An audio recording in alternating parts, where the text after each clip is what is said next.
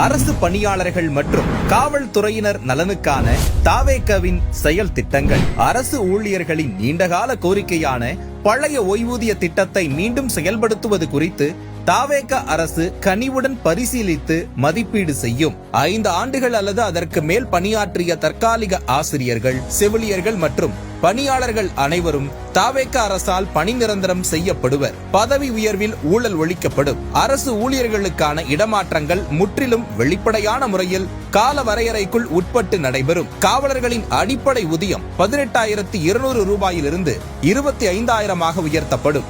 மன அழுத்தம் நிறைந்த பணிகளில் உள்ளோருக்கு மாதம் 1000 ரூபாய் கூடுதல் பணிப்படி வழங்கப்படும். காவலர் நலன் மற்றும் பணி நிபந்தனைகள் சட்டம் இயற்றப்பட்டு பணி நேரம் முறைப்படுத்தப்படும். சுழற்சி முறையில் வார விடுமுறை மற்றும் சலவைப்படி 1000 ரூபாயாக உயர்வு உறுதி செய்யப்படும். மதுரை, கோவை, திருச்சி, நெல்லை, சேலம் மற்றும் வேலூர் ஆகிய முக்கிய நகரங்களில் பிரத்யேக காவலர் நல மருத்துவமனைகள் நிறுவப்படும். பெண் காவலர்கள் பாதுகாப்பு நெறிமுறை பணிகளுக்கு பணியமர்த்தப்பட மாட்டார்கள். அவர்களுக்கென தனி ஓய்வறைகள் மற்றும் நடமாடும் கழிவறை வசதிகள் அமைக்கப்படும்.